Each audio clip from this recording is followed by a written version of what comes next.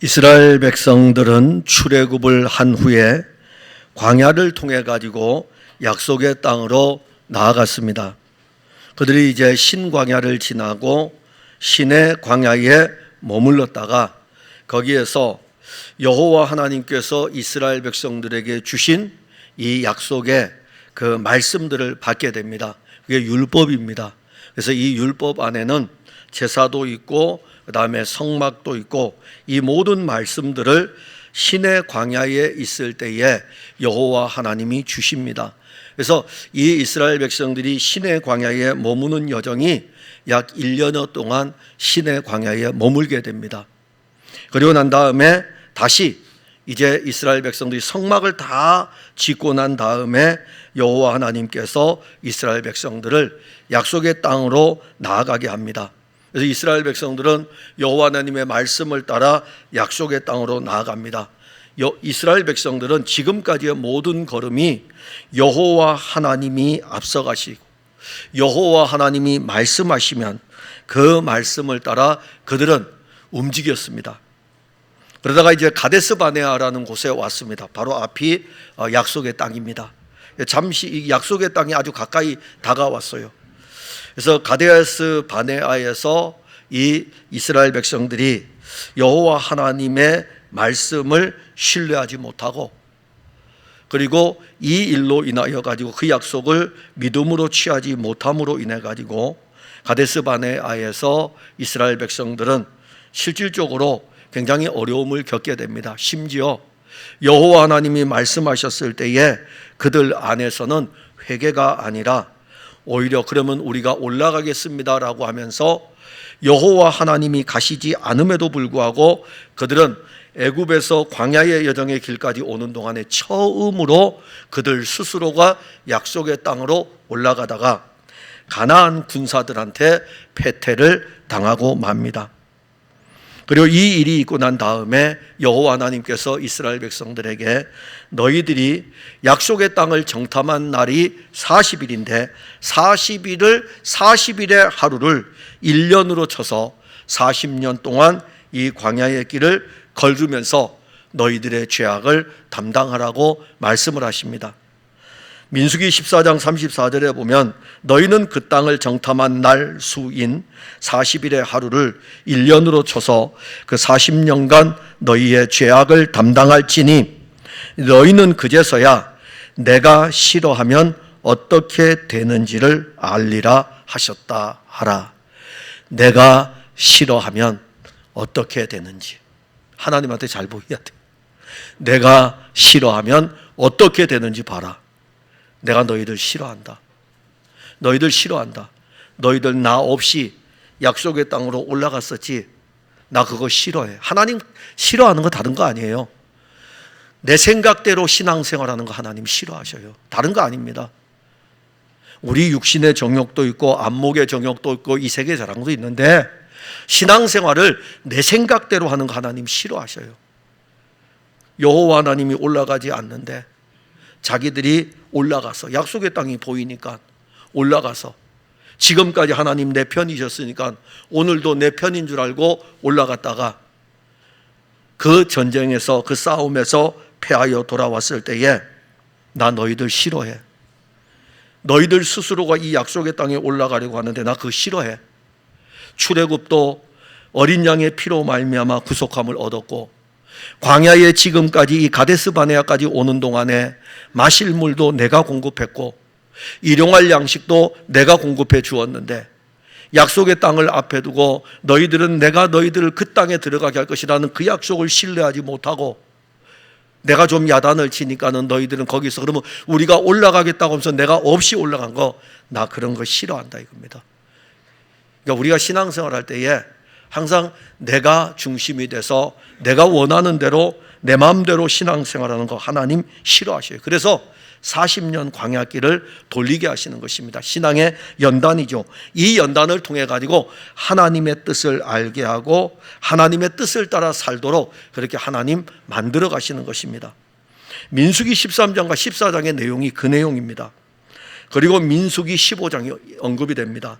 민수기 15장은 이제 이스라엘 백성들이 약속의 땅에 들어가서 어떻게 제사를 드려야 될지를 알려줍니다. 그리고 민수기 16장은 고라 자손과 다단과 아비람의 반역이 일어납니다. 이 반역이 언제 일어나냐면 민수기 14장하고 15장의 시간은 약 38년의 시간이 흘러가요. 오랜 시간. 그러니까 민수기 14장까지 오면서 가데스 바네아에서 반역의 사건이 일어나고 그들이 그 싸움에서 약속의 땅에 들어가다가 가나안 세력에 의해서 패배하고 난 다음에 민수기 15장으로 넘어오면 제사에 대한 문제가 나오는데 이거는 40년 광야길을 거의 다 걸은 시기입니다. 그러니까 민수기 14장과 15장은 30년이 넘는 시간을 이렇게 건너뛰는 거예요. 다 생략하신 것입니다. 다 기록하면 가뜩이나 성경 읽지 않는 여러분들에게 너무너무 힘들기 때문에 30년 이상은 그냥 휙 건너뛰어 버렸어요. 그리고 15장에서 이제는 곧 있으면 약속의 땅에 들어가기 때문에 40년 광야 시간이 다 찼기 때문에 너희들 가나안 땅에 들어가면 이렇게 제사를 드리라 그랬어요. 그런데 16장으로 딱 건너오니까 고라가 뭐야? 라고 하면서 갑자기 속에서 팍 하고서 분노가 일어납니다. 근데 그 분노가 고라만 일어나는 것이 아니라 다단과 그리고 온에게도 같이 이것이 연결이 돼가지고 이들이 연합하여서 분노를 일으킵니다. 즉 반역을 하는 것입니다. 그리고 난 다음에 민수기 17장이 나오는 거예요. 민수기 17장은 이스라엘 백성들이 광야 생활을 마칠 즈음에 여호와 하나님을 향한 반역의 사건이 지금 일어난 이 문제를 어떻게 해결을 해줘야 될까? 이거 또다시 40년 돌릴 수는 없잖아요. 이거 40년 이스라엘 백성들을 또 돌릴 수 없고, 그래서 이 문제를 어떻게 풀어야 될까? 17장이 바로 그 문제를 풀기 위해서 있는 내용인 것입니다. 그러기에 민수기 17장을 이해하려면 민수기 16장, 15장, 더 나아가면 13장, 14장부터 쭉 함께 읽으면 이해가 됩니다. 약속의 땅을 향한 이스라엘 백성들의 걸음은 매 순간순간마다 은혜의 걸음이었습니다. 그분이 여호와 하나님이 이끌지 아니하면 그 걸음은 결코 걸을 수 없었습니다. 그런데 놀라운 것은요, 은혜가 늘 공급이 되고 있음에도 불구하고 여호와 하나님을 향한 그들의 패역은 은혜를 공급받음에도 불구하고 여전히 그들 속에서 불일듯하게 일어나고 있었습니다. 우리는 이 땅에서 그리스도 예수를 믿으면서 새하늘과 새 땅, 새 예루살렘, 천국을 향한 이 신앙의 아름다운 여정의 길을 가고 있습니다. 그래서 우리가 이 땅에서 걸어가는 신앙의 걸음은 광야의 길을 걷는 신앙의 걸음입니다. 그런데 우리의 신앙도 여전히 이스라엘 백성들의 모습을 그대로 답습하고 있습니다. 그래서 성경을 통해서 우리의 신앙을 비추는 거울이 되는 것입니다. 그래서 오늘 우리는 아론의 쌍난 지팡이를 볼 거예요. 그런데 그 생명의 지팡이를 통해서 광야의 길을 걷는 우리들의 신앙에 생명도 꽃이 피고 은혜도 꽃이 피고 그리고 살구 열매를 맺듯이 그 아론의 쌍난 지팡이를 통해서 여러분들의 신앙에도 열매가 맺는, 말씀을 통해서 여러분들이 열매를 맺는 시간이 되어야 됩니다. 그건 여러분들 안에 일하시는 주의 영이 하시는 일인데, 먼저 사실 제가 이 설교를 준비하면서 제가 너무 길어지는 거예요. 설교가 이 부분의 설교가 앞부분을 건들다 보니까는 너무너무 길어지는 거예요. 그래서 뒤에 부분은 이렇게 싹 묶어가지고 두 대지로 이렇게 나누었습니다. 원래 세 대지를 하려다가 두 대지로 나누었어요. 왜 그러냐면 일대지 때문입니다. 이 일대지가 오늘 성경을 해석하는데 많은 시간이 할애가 될 것입니다. 여러분들도 일대지가 진행될 때에 말씀을 여러분들이 따라서 성경을 펼쳐서 같이 가면 성경을 이해하는 데 도움이 될 것입니다. 그래서 이 오늘 일대지의 핵심은 뭐냐면은 인간의 패역함입니다. 이스라엘 백성들의 패역함인데, 본문 1절과 2절에 보면 여호와께서 모세에게 말씀하여 이르시되 너는 이스라엘 자손에게 말하여 그들 중에서 각 조상의 가문을 따라 지팡이 하나씩을 취하되 곧 그들의 조상의 가문대로 그 모든 지휘가 내게서 지팡이 12를 취하고 그 사람들의 이름을 각각 그 지팡이에 쓰되라고 하였습니다. 여호와 하나님께서 모세에게 왜 이 말씀을 하실까요? 그걸 알아야 돼요. 왜 민수기 17장에서 여호와 하나님은 모세에게 이 말씀을 하시는가? 그러면 이제 민수기 15장으로 가야 돼요. 민수기 15장에 가게, 14장은 가데스 바네아 광야에서 일어난 사건의 끝입니다. 그리고 난 다음에 38년의 시간이 흐른 다음에 민수기 15장이 기록이 되는 거예요. 그러면 14장과 15장은 30년 이상이 건너뛴 시간이기 때문에 민수기 15장부터 보면 돼요. 그럼 민수기 15장은 약속의 땅에 들어가 이스라엘 백성들이 어떻게 예배를 드려야 될지, 어떻게 제사를 드려야 될지 자세히 설명을 합니다. 민수기 13장과 14장을 통해 가데스 바네아의 이 사건은 광야 40년의 길을 다시 걷는 걸음이었습니다. 40년 광야의 길을 걷는 동안 어떤 일이 날까요? 여호와 하나님이 말씀하신 게 있어요. 40년 광야길을 걷는 동안에 약속하신 거 하나, 여호수아와 갈렙은 약속의 땅에 들어갈 것이다 이겁니다. 나머지는요 다 광야에서 죽을 것이다. 그러면 40년 광야의 길을 걷는 동안에 출애굽을 한 세대들 한 사람 한 사람 세상을 떠나는 것입니다. 여기 기록할 필요가 없어요. 불신의 세력들이 걸어가다가 여호와 하나님의 약속의 말씀을 신뢰하지 못하고 광야의 길을 걸어가면서 자기의 의지로 걸어가던 그 세력들이 한 명 한 명 이제 세상을 떠납니다.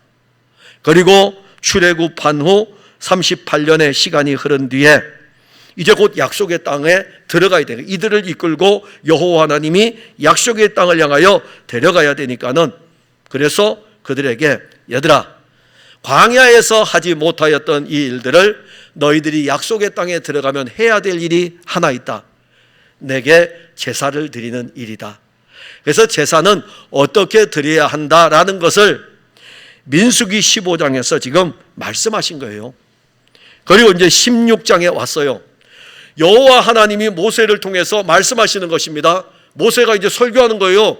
여러분, 우리 곧 있으면 약속의 땅에 들어갑니다. 하나님이 우리에게 약속의 땅에 들어가면 제사를 이렇게 드리라고 하였습니다. 막 설교를 하면서 하고 있는데 민수기 16장에 오니까는 그 말씀을 듣던, 모세로부터 여호와 하나님의 말씀을 듣던 이스라엘 백성들 가운데 레위 지파의 고핫의 손자인 고라와 그리고 루벤 자손의 다단과 온이 당을 지은 거예요.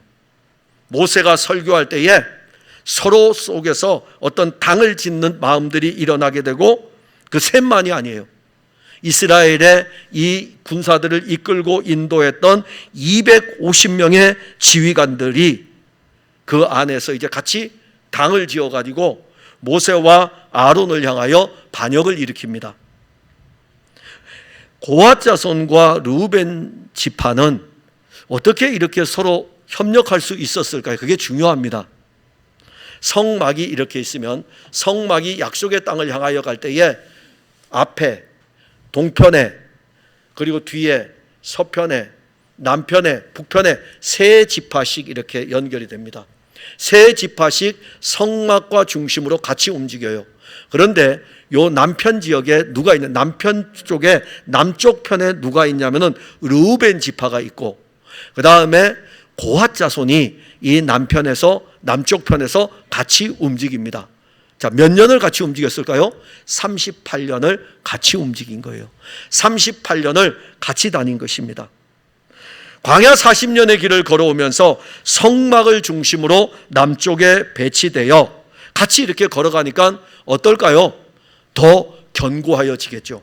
서로의 관계가 다른 어떤 지파들보다 고핫 자손들하고 그 다음에 르우벤 지파하고 더 견고할 것입니다. 그들은 인간적으로 정말 서로 가까운 위치에 있었습니다. 광야를 행진할 때에 성막을 중심으로 남쪽 편에 같이 있었기 때문에 이들의 결속은 상당히 견고하였을 것입니다.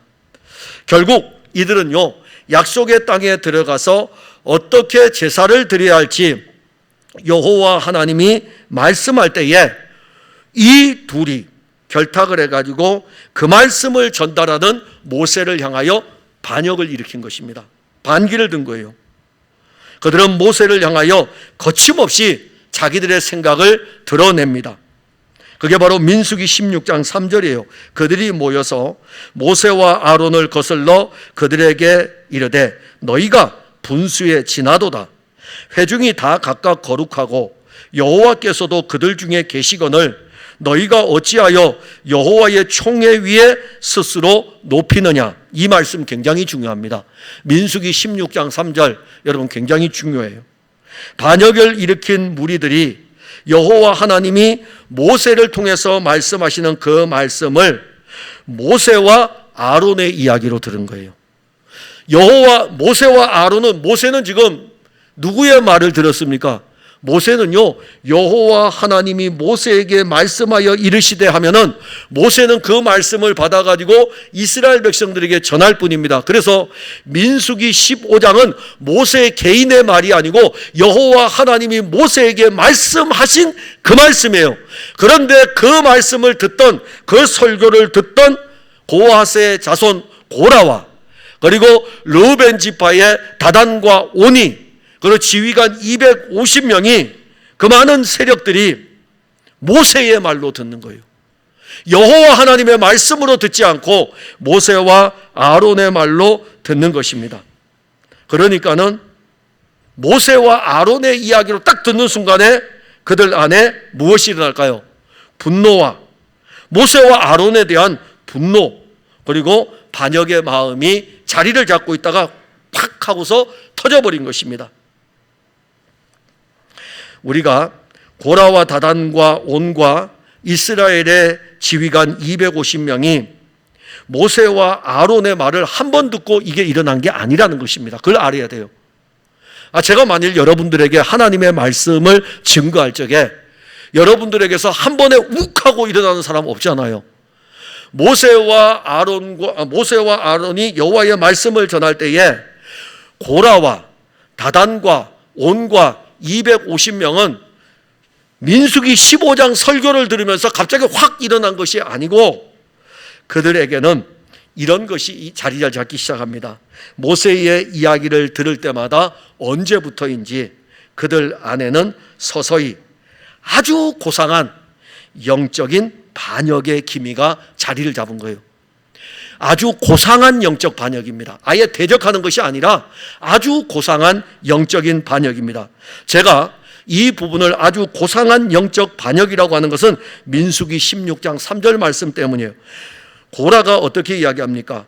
회중이 다 각각 거룩하고, 회중이 다 각각 거룩하다 이겁니다. 그리고 여호와께서 그들 중에 계시다 이겁니다. 이게 얼마나 거룩한 이야기입니까? 이스라엘 백성들 모두는 다 거룩하다 이겁니다. 그리고 이스라엘 백성들 가운데 여호와 하나님이 계시다 이겁니다. 이게 얼마나 고상한 영적인 단어입니까? 의미입니까? 맞는 말씀 아닙니까? 이스라엘 백성들이 다 거룩하고 이스라엘 백성들 가운데 여호와 하나님이 계시고 이 고상한 말씀은 맞는 말이에요. 이스라엘 백성들 다 거룩한 백성이고 여호와 하나님이 그들과 항상 함께 하십니다. 그런데 고라와 다단과 온이 반역을 일으키면서 모세와 아론을 향하여 이 말을 한 이유는 그들이 영적인 고상한 말을 하였지만은 그 말은 고라에게서 나온 말이기 때문에 그 원인을 보아야 돼요. 반역을 일으킨 이들에게는 지금 영적으로 교만함이 자리를 잡은 것입니다. 어떤 교만함일까요? 38년 광야의 길을 걸으면서 자기도 모르게 조금씩 영적 교만이 자리를 잡았습니다.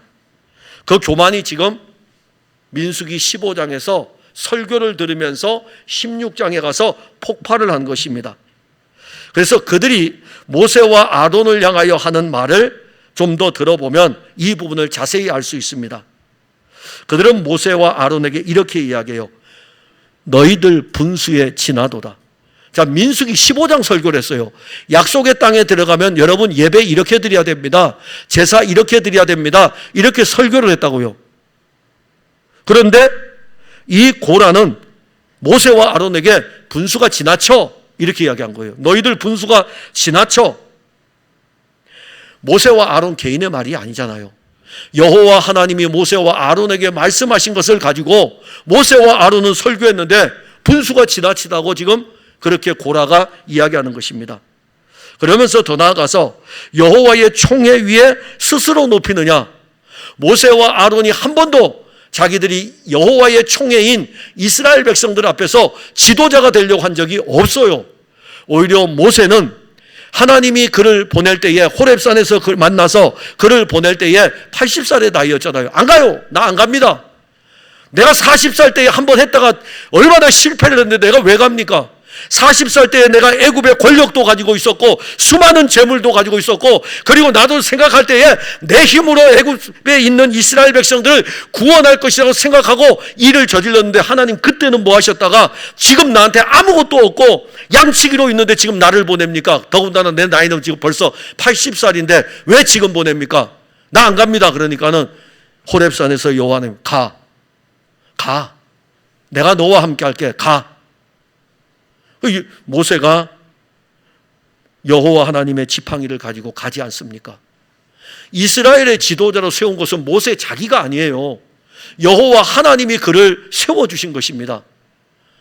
그런데 지금 민수기 16장에서는 여호와의 총회 위에 왜 높이냐 이겁니다. 니들의 이름을 이스라엘 백성들 가운데 너 왜 자꾸 민수기 15장 설교를 해가지고 네 스스로 높아지라느냐? 아니에요. 여호와 하나님이 민수기 15장의 말씀을 주셨기 때문에 설교한 것이고, 그리고 이 모세는 한 번도 자기 스스로가 여호와의 총회 위에 높이려고 한 적이 없습니다. 모세와 아론이 광야의 여정이 끝나가기 때문에 자기들 스스로 이스라엘 백성들에게 야, 하나님이 시내산에서 이런 율법을 주었으니 38년 전에 이 말씀을 주었으니 곧 있으면 약속의 땅에 들어가니까 너희들 들어가서 예배 잘 드려야 된다, 제사 잘 드려야 된다, 그렇게 하면서 자기들의 어떤 영적 입지를 확고히 하려고 한 적이 없습니다. 반역을 일으킨 무리들은 모세와 아론이 약속의 땅에 들어가서 스스로 이스라엘 백성들 가운데 40년 동안 광야의 지도자였듯이 약속의 땅에 들어가서 또 지도자 하려고 그게 마음에 자리 잡은 거예요. 그들이 반역을 일으키기 전에 민수기 15장을 보면 이렇게 말씀합니다. 여호와께서 모세에게 말씀하여 이르시되. 15장 누가 하신 겁니까? 모세가 개별적으로 한 거 아니에요. 여호와께서 모세에게 말씀하여 이르시되. 이게 민수기 15장의 시작이에요. 그리고 민수기 15장의 41절 마지막 15장 1절의 시작은 여호와께서 모세에게 말씀하여 이르시되, 그리고 15장 41절 마지막은 나는 여호와 너희 하나님이라. 나는 너희의 하나님이 되려고 너희를 애굽 땅에서 인도해 내었느니라. 나는 여호와 너희의 하나님이니라. 나 너희들의 하나님이 되려고, 나는 너희들의 하나님이기 때문에 민수기 15장에 이 말씀을 주고, 그리고 이 말씀을 가지고 약속의 땅에서 이렇게 예배를 드려야 된다. 이렇게 엄청난 은혜의 말씀이 모세를 통해서 증거되고 있었음에도 불구하고 고라와 다단과 온은 자기를 따르는 250명의 지휘관들과 함께 반역을 일으킨 것입니다. 모세의 입에서 나오는 말은 결코 자기의 말이 아닙니다. 자기의 권력을 유지하기 위한 말도 아니고 자기의 영적인 위치를 더욱 확고히 하기 위한 말도 아니었습니다. 모세는 여호와께서 자기에게 하신 그 말씀을 백성들에게 전한 것입니다. 이제 이스라엘 공동체는 어떤 상황이 이랬을까요? 모세가 그 민수기 15장의 말씀을 전했고, 그리고 이 설교를 듣고 있던 고라와 다단과 온과 250명의 지휘관들이 반역을 일으키고 있으니까는 이스라엘 공동체는 누구도 손쓸 수 없는 상황에 이르게 되었습니다. 반역하는 무리들과 동조하는 무리들이 이스라엘 공동체 안에 자리를 잡고 일어난 것입니다. 모세가 어떻게 했을까요? 모세는 이 일 앞에 반역하는 무리들이 하는 이야기를 들으면서 그냥 엎드려 있었어요. 그냥 반역하는 무리들 앞에 엎드렸습니다. 그리고 모세가 반역하는 무리들을 향하여 드디어 입을 엽니다. 그게 민수기 16장 7절입니다. 레위 자손들아, 너희가 너무 분수에 지나치느니라. 레위 자손들아, 너희가 너무 분수에 지나치느니라. 민수기 16장 9절에 보면 이스라엘의 하나님이 이스라엘 회중에서 너희를 구별하여 자기에게 가까이 하게 하사 여호와의 성막에서 봉사하게 하시고 회중 앞에 서서 그들을 대신하여 섬기게 하심이 너희에게 작은 일이겠느냐. 즉 반역을 일으킨 이 고라는 고핫의 자손입니다. 고핫의 자손인데 이 말씀을 하는 거예요. 너희가 너무 분수에 지나치다. 너희들 지금 여호와의 성막에서 이렇게 봉사하는 일을 하는데 이게 작은 일이겠느냐 이겁니다. 근데 이건 이제 여러분들이 이 말씀을 더 깊이 들어가면 알게 돼요. 어떤 일이냐면은 레위 지파의 족보를 보게 되면 고핫의 첫째 아들이 누구냐면 모세와 아론의 아버지 아므람입니다. 고핫의 첫째 아들이. 그 다음에 고핫의 둘째 아들이 누구냐면 고라의 아버지 이스라엘입니다. 그러면 모세하고 고라하고는 어떤 관계일까요? 사촌 형제입니다. 사촌 형제예요. 그런데 모세와 그의 형 아론과 그의 자녀들, 즉 모세의 형 아론은 어디에서 봉사하죠? 모세의 형 아론은 그리고 그의 자손들은 성막 안에 들어가서 짐승을 잡아가지고 하나님께 제사 드리는 일을 하는 것입니다. 그러면 이 고라는 어떤 사촌 형제인 이 고라는 어떤 일을 할까요? 이 고라 자손들이 하는 일은 이 성소에서 쓰는 기구들 있잖아요. 하나님께 제사를 드릴 때 쓰여지는 기구들, 그리고 휘장, 그리고 이 모든 기구들을 운반하는 역할을 누가 하냐면은 고라가 하는 거예요. 여러분 어떤 거 하고 싶어요? 어떤 거 하고 싶습니까? 아마 대부분의 많은 사람들이 교회에서 어떤 일을 할 때에 드러내고 싶은 가장 중요한 자리들이 있을 것입니다. 그게 왜 없겠어요? 충분히 있죠. 지금 보게 되면 예배, 지금 제사를 드릴 때에 가장 중요한 데가 어디냐면은 제사를 직접 집례하는 자리예요. 이 제사를 집례하는 이 자리를 아론의 계보가 맡은 것입니다. 그런데 그 사촌 형제인 고라는 어디를 맡았다고요? 요 제사를 집례할 때 쓰이는 기구들하고 휘장하고 이럴 때 약속의 땅을 향해 갈 때 요걸 딱 말아가지고 운반하는 역할을 맡았어요. 고라의 마음속에 어떤 것이 나는 상대적 시기심도 일어나고 박탈감도 그 안에 은연중에 자리를 잡는 것입니다. 시간이 지르면서 여호와 하나님이 주신 일에 대한 불평이 싹트게 되고 불만이 가득하게 되는 것이죠. 그리고 이제 이 불평과 불만이 도를 넘은 거예요. 그래서 모세가 지금 레위 자손들아, 야 고라야, 너 분수가 넘었어. 지금 그 일은 내가 너에게 준 것이 아니고 여호와 하나님이 레위 자손들에게, 레위 자손의 후손들에게 각 이 성막에 관계된 제사에 관계된 이 부분들을 나누어 주었는데 너 지금 너의 분수를 넘은 거야. 그리고 모세는 반역을 일으킨 이들을 향해서 이를 위하여 너와 너의 무리가 다 모여서 여호와를 거스르는 거다. 너 지금 하는 것은 나를 도전하는 게 아니라 여호와를 거스르는 거다. 아론이 어떠한 사람이기에 너희들이 아론을 원망하느냐. 결국 고라의 반역은 어떤 결과를 가져올까요? 하나님의 진노를 가져옵니다. 그래서 여호와 하나님이요, 그냥 그들을 죽이면 사람들이 생각할 때에 야 그냥 뭐 어떻게 길을 가다가 잘못해서 죽었겠지 이렇게 생각할 수 있으니까는 땅을 열어가지고 반역한 무리들 250명을 그 자리에서 땅을 열어가지고 땅 안으로 집어넣어 버렸습니다.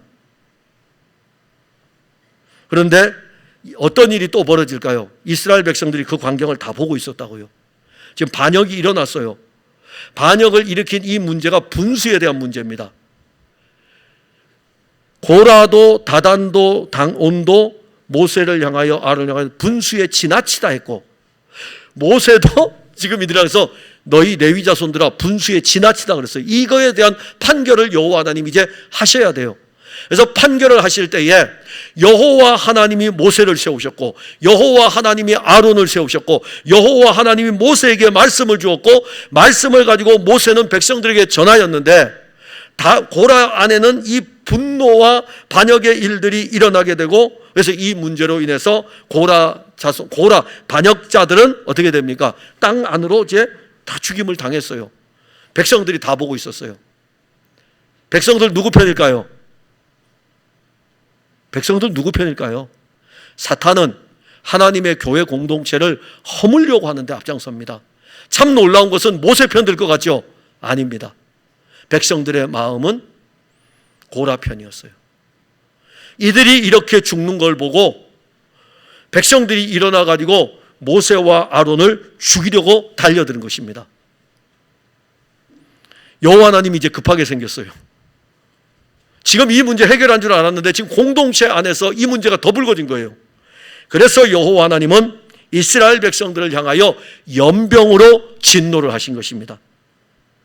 연병으로 진노하니까 이스라엘 백성들 가운데 이 연병으로 인해서 죽는 자들이 일어난 거예요. 이 엄청난 비극이 지금 일어나고 있는 것입니다.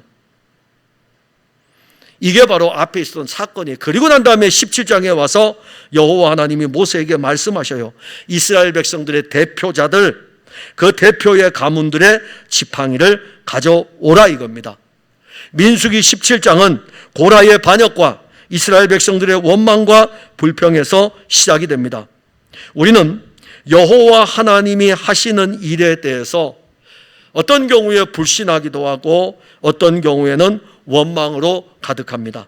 그러다가 어느 순간이 되게 되면 하나님의 말씀을 받을 때에도 그 하나님이 하시는 말씀에 대해서 스스로 분노하기 시작합니다. 패역한 인간은 고라와 같이 언제나 자기중심적입니다.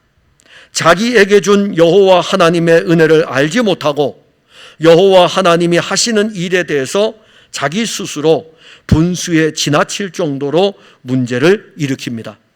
이스라엘 백성들은 출애굽 이후에 40년 광야의 길을 마치는 그 시간까지 어떻게 보면은 그들의 영적인 상태는 그대로예요. 40년을 돌게 하는데도 40일을 보고도 그렇고 석 달을 걸어와도 그렇고 40년을 돌아도 그렇고 그들의 영적인 상태는 변하지 않았습니다. 우리가 이 부분에 대해서 신앙생활 몇 년 하셨습니까? 어떤 사람은요, 우리의 신앙의 연수를 자랑합니다. 변하지 않는데 그 연수가 무슨 소용이 있어요? 분수에 지나치게 영적 분수가 지나쳐가지고 여호와 하나님이 그리스도를 통해서 이루신 일들에 대해서 거역하고 있는 본성들이 자리 잡고 있는데 40년 동안 교회 다니면 뭐 하겠습니까? 변하지 않는데. 우리에게도 스스로 분수에 지나치는 경향들이 있기도 합니다.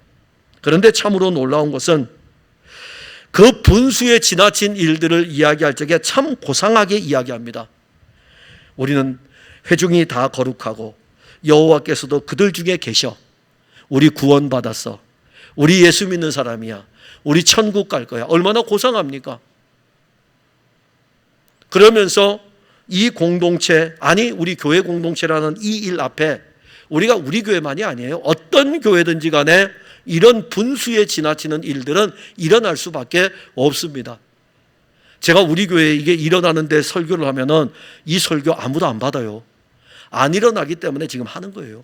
안 일어나기 때문에 저도 제 자신, 제 스스로가 여호와 하나님의 말씀의 분수에 지나치는가, 또 여러분들은 여러분들 스스로가 하나님이 하시는 일에 대한 그 일에 대해서 분수에 지나치는가, 그거 살펴보는 거죠.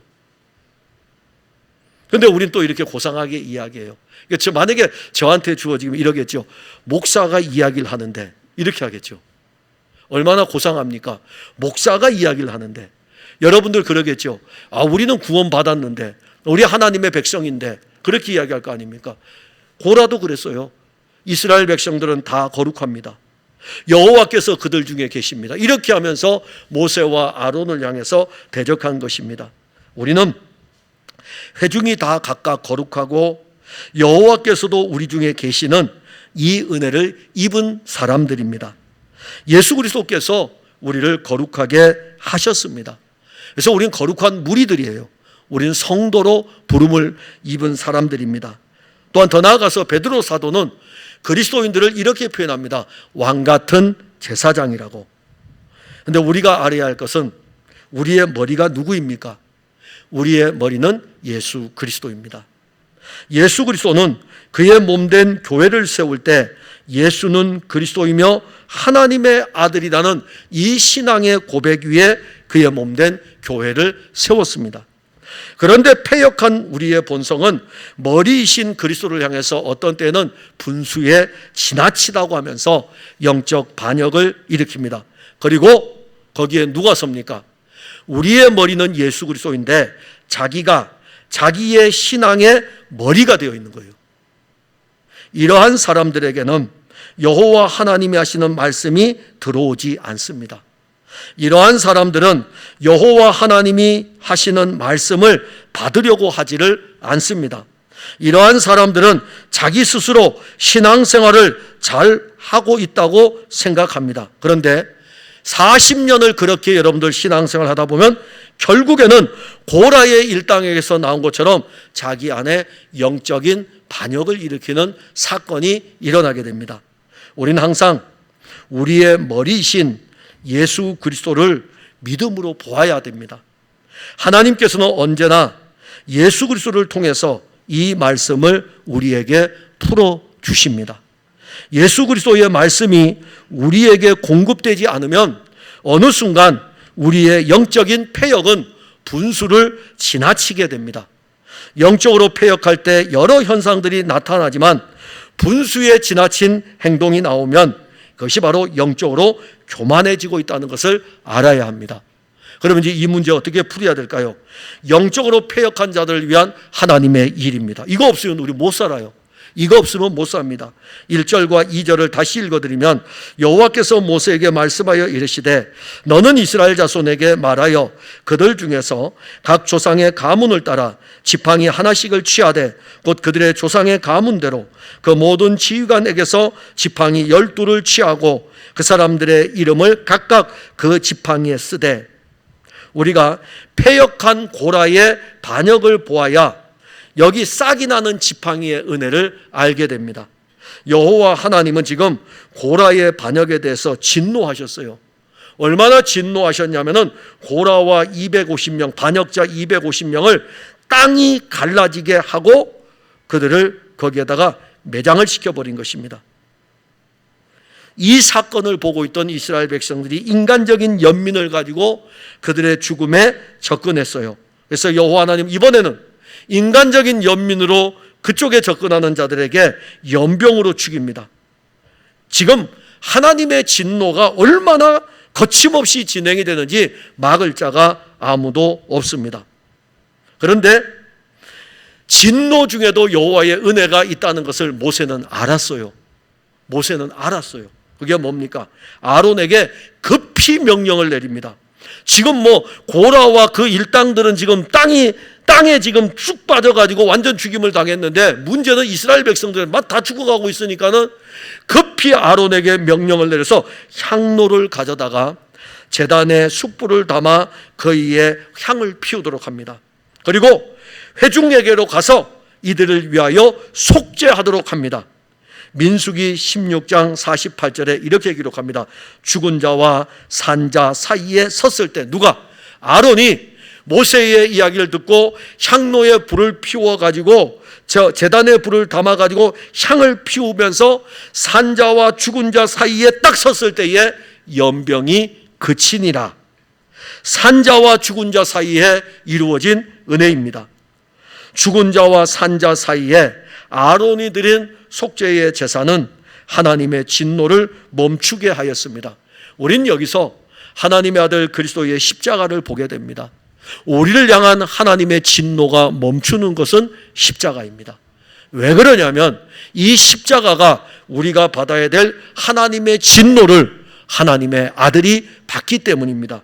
그러나 우리는 그 부분을 지금 보려고 하는 것이 아니라 더 나아갑니다. 여호와 하나님이 이스라엘 백성들의 이 진노는 멈췄어요. 그런데 이 이스라엘 백성들의 영적인 패역을 아시기 때문에 더 이상 두고 볼 수 없었던 것입니다. 그래서 17장에 와서 12지파의 12가문의 대표들의 지팡이를 하나씩 가져오도록 하였습니다. 그리고 그 지팡이를 너희들하고 나하고 만나는 증거계 앞에 두라고 했습니다. 그리고 여호와 하나님은 이스라엘 백성들에게 내가 택한 자가 누구인지 모든 백성들에게 알려주겠다. 그 지팡이를 통해서 알려주는 것은 여호와 하나님이 택한 자가 누구인지를 이스라엘 백성들에게 분명하게 알려주겠다 이겁니다. 그러니 이 과정이요, 모세를 통해서 이스라엘 백성들이 출애굽할 때에도 이스라엘 백성들은 모세를 대적했어요. 지팡이 하나 가져갔을 때에 네가 우리를 더 힘들게 한다 하면서 바로 앞에 서서 당당하게 싸우는 이 모세를 향해서 대적했어요. 어디 그뿐만입니까? 애굽 땅에서 나와서 홍해 앞에 섰을 때에 거기서도 또 대적해요. 홍해를 건너가지고 시내산에 왔을 때 시내산 꼭대기에 올라가서 더디 내려오니까 또 그들은 또 대적해요. 모세 언제 올지 모르지 않느냐, 우리의 지도자를 세우라 이겁니다. 또 대적합니다. 여기서도 또 대적하는 거예요. 이게 이스라엘 백성들의 모습이에요. 그래서 여호와 하나님이 또 말씀하셔요. 야, 지팡이들 대표들 다 지팡이들 하나씩 가져와. 내가 누구를 택하였는지 알려주겠다. 이렇게 말씀하십니다. 그리고 12개의 지팡이가 왔어요. 12지팡이 대표들 지팡이 다 가지고 12개의 지팡이를 증거의 장막 안 여호와 앞에 두었습니다. 이스라엘 백성들 안에 휘몰아친 영적인 광풍이 지금 소강 상태로 접어드는 겁니다. 자, 보세요. 하루아침에 250명이 땅속에 꺼져 죽습니다. 거기에다가 그 동조하는 세력들이 지금 막 연병으로 죽어가고 있습니다. 난리가 난 거예요. 그리고 17장에 와서 잠시 영적인 소강 상태가 접어듭니다. 반역의 무리들과 그의 공동체에 도전하는 무리들이 지금 당했던 이 엄청난 사건, 자칫 잘못하면 이스라엘 공동체 전체의 위기일 수 있습니다. 그런데 하나님은 자기 백성들을 살리는 일을 시작하십니다. 그게 바로 지금 증거계 안에서 일어나고 있습니다. 12개의 지팡이가 여호와 하나님과 만나는 그 장소 앞에 두었습니다. 아무도 볼 수 없습니다. 아무도 그 증거계 안으로 들어가 볼 수가 없습니다. 증거계 안에서 어떤 일이 일어나는지 모세조차도 모릅니다. 그런데 이 증거계 앞에 둔 12개의 지팡이가 있었던 그날 밤에 여호와 하나님은 엄청난 일을 하셨습니다. 바로 본문 8절입니다. 이튿날 모세가 증거의 장막에 들어가 본즉 레위 집을 위하여 낸 아론의 지팡이에 움이 돋고 순이 나고 꽃이 피어서 살구 열매가 열렸더라. 여호와 하나님은 진노의 광풍이 휘몰아치던 그날 밤에 자기 백성을 살리는 일을 시작하였습니다. 하루가 지나고 이튿날 모세가 증거계 안으로 들어갔습니다. 그 증거계 안에는 여호와 하나님이 하신 놀라운 일이 일어났습니다. 여호와 하나님께서 아론의 죽은 지팡이를 산 지팡이로 만들었습니다. 죽은 지팡이 12개의 지팡이 가운데 아론의 지팡이에만 순이 나고 꽃이 피어 살구 열매가 열렸습니다. 죽은 지팡이를 통해 여호와 하나님은 모세와 아론이 속한 레위 지파가 이스라엘의 영적 지도자인 것을 알려주었습니다. 그뿐이 아닙니다. 아론의 지팡이를 통해 여호와 하나님 말씀하십니다. 아론의 지팡이는 증거계 앞으로 도로 가져다가 거기 간직하여 반역한 자에 대한 표징이 되게 하여 그들로 내게 대한 원망을 그치고 죽지 않게 할지니라. 언약궤를 우리가 무엇이라 부르냐면은 이 언약궤를 속죄소라고도 부릅니다. 그리고 이 언약궤를 시온소라고도 부릅니다. 그러니까 여러분들이 성경을 읽을 때에 설교를 잘 안 들으면은요, 제가 설교했잖아요. 지금 언약궤가 뭔지 설명합니다. 속죄소가 뭔지 설명해요. 그리고 시온소가 뭔지 설명합니다. 안 듣고 있다가 나중에 한 1년 지나고 나서 성경 읽으면서 목사님 언약궤가 뭐예요? 목사님 속죄소가 뭐예요? 목사님 시온소가 뭐예요? 이런 경우들이 있거든요. 제가 지금 설명하잖아요. 하나님의 언약궤 안에 하나님의 언약이에요. 하나님의 언약인데 이 안에 두게 하는 것이 3개가 있죠. 근데 그 중에 하나가 오늘 이겁니다. 아론의 쌍난 지팡이에요. 이 쌍난 지팡이를 둡니다. 그러면 여러분, 하나님의 언약궤 안에 들어갔던 3가지가 공통점 하나가 있어요. 뭘까요? 패역한 이스라엘 백성들의 모습입니다. 만나는 뭐죠? 이스라엘 백성들이 광야의 길을 걸을 때에 먹을 것 없다고 하나님을 향해서 원망하고 불평할 때에 만나를 주었어요. 아론의 쌍난 지팡이는요, 지금 언제 준 겁니까? 고라가 반역을 일으켰을 때 보여주었어요. 그 다음에 율법, 십계명의 2돌판은 언제 주었을까요? 이스라엘 백성들이 모세가 시내산에 올라가서 하나님의 율법을 가지고 내려왔을 때에 아래서 금송아지를 잡아가지고 그들이 패역을 일삼을 때 요 3개가 들어가는 거예요. 즉, 이 3개를 왜 언약궤 안에 넣어두라고 할까요?